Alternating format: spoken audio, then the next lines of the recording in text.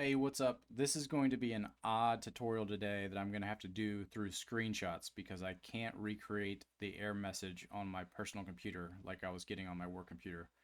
But if you're ever working in Microsoft Outlook Calendar and you keep getting this error whenever you're trying to make a modification to an existing event where it says one or more items in your folder did not synchronize properly and you are not able to make any changes, this is the workaround that I've found to be able to make adjustments to the event.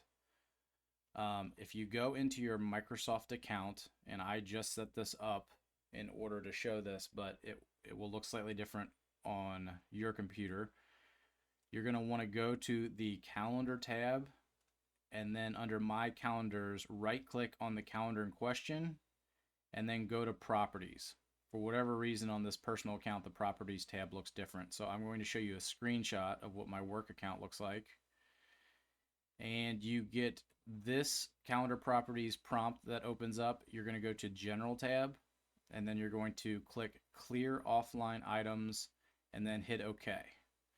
Now, just a heads up here, when I did this, it made all of the events in my calendar disappear for about 3 to 5 seconds, which was very unsettling, but they did end up coming back.